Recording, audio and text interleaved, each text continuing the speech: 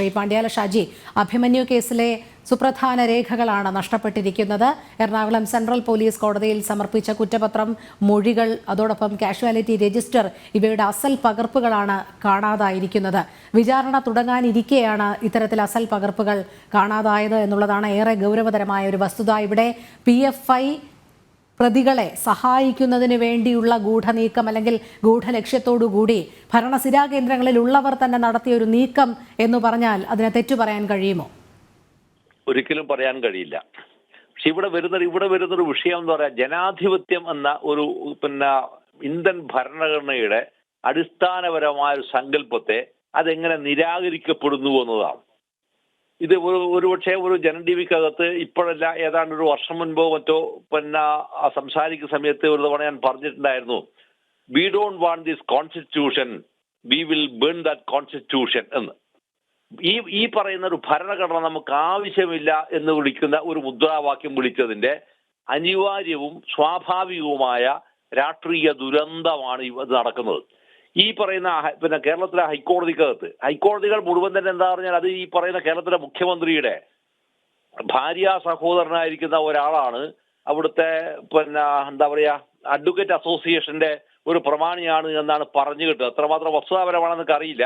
പക്ഷെ എങ്കിൽ പോലും ഞാൻ പറയാണ്, ഇത്തരത്തിലുള്ള ഇൻട്രൂഡൻസുകൾ ഇതിനകത്ത് വരുന്നതോടെ എന്താകുന്നു പറഞ്ഞാൽ ആ സാധനങ്ങൾ മുഴുവൻ തന്നെ റദ്ദ് ചെയ്യപ്പെടുകയോ അല്ലെങ്കിൽ അബ്സ്കോണ്ട് ചെയ്യപ്പെടുകയോ ചെയ്യും. ഈ അബ്സ്കോണ്ട് ചെയ്യപ്പെടുന്ന ഒരു അവസ്ഥ വരുമ്പോൾ മരിക്കുന്നത് വാസ്തവത്തിൽ എന്താണ്? ജനാധിപത്യമാണ് മരിക്കുന്നത്. ഈ ജനാധിപത്യം മരിക്കാൻ ആവശ്യമായ സംവിധാനത്തെ നിർമ്മിച്ചു കൊടുക്കുന്നത് നിങ്ങൾ എന്ത് രാഷ്ട്രീയ താല്പര്യത്തിന്റെ മേലെയാണ് എന്നുള്ളതാണ് പിന്നീട് വരുന്നൊരു ചോദ്യം.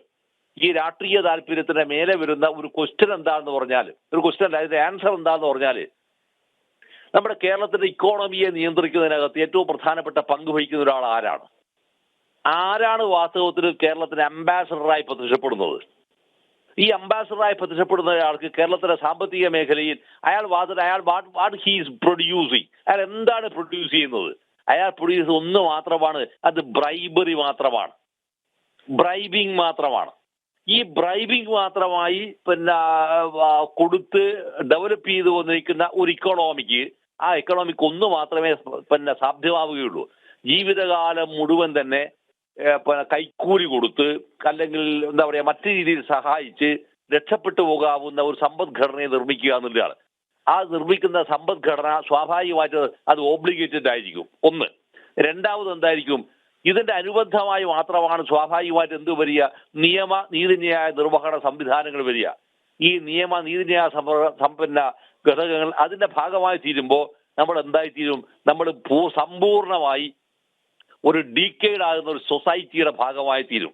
അതായത് നാം ഒരു സ്വയം സമ്പൂർണമായ പ്രവിശ്യയായി പ്രഖ്യാപിക്കണം എന്ന് പറയാവുന്ന ഒരു സമരത്തിന്റെ ഭാഗമായി വരാവുന്ന രാഷ്ട്രീയ ഭൂമിയെ നിർമ്മിക്കുന്ന അങ്ങേയറ്റ അപകടകരമായ ഒരു പൊളിറ്റിക്സിലേക്ക് സാരണിയും. അത് ജനാധിപത്യപരമാണോ അല്ലയോ എന്നുള്ള രണ്ടാമത്തെ വിഷയമാണ്. പക്ഷെ ഇത്തരം ജനാധിപത്യപരമായ അവകാശങ്ങളുടെ സാധ്യതയെ അന്വേഷിക്കുമ്പോൾ അതിൽ ഉപയോഗിക്കപ്പെടുകയും പ്രയോഗിക്കപ്പെടുന്നത് ഒരാളുടെ കൊലപാതകമാണ് അന്വേഷിക്കപ്പെടുന്നത്. ഈ ഒരു കൊലപാതകം അതിനകത്ത് പെടുമ്പോൾ അയാൾ എന്തിനായിരുന്നു കൊല്ലുക? ആരാണ് ഇതിലാണ്? ഇതേ വിഷയത്തിന്റെ മേലെ ഇതേ ജനം ടി വിക്കകത്ത് ചാനൽ ചർച്ചയിൽ പങ്കെടുത്തപ്പോൾ ഞാൻ അന്ന് പറഞ്ഞിരിക്കുന്ന രണ്ട് പ്രധാനപ്പെട്ടിരിക്കുന്ന പോയിന്റുകൾ ഇപ്പോഴും എന്റെ ഓർമ്മയിൽ വരികയാണ്. അതിലേറ്റവും പ്രധാനപ്പെട്ട ഒരു കൊലപാതകമാണ് അഴീക്കോടിന്റെ ആകുവാട്ടിന്റെ കൊലപാതകം. അഴീക്കോടിന്റെ ആകുവാട്ടിന്റെ കൊലപാതകത്തിനകത്ത് പ്രധാനപ്പെട്ട ആളുകൾ എന്ന് പറഞ്ഞ് ശിക്ഷിക്കപ്പെട്ടവരാരും തന്നെ പ്രതികളായിരുന്നില്ല. പക്ഷേ അതിൽ പ്രതികളായി ശിക്ഷിക്കപ്പെട്ടവർ പ്രതികളാക്കപ്പെടാതിരിക്കുകയും എന്നാൽ യഥാർത്ഥ പ്രതികൾ പുറത്തേക്ക് പോവുകയും ചെയ്യുന്നു. എങ്ങനെയാണ് ഈ കൊലപാതകം നടന്നത്?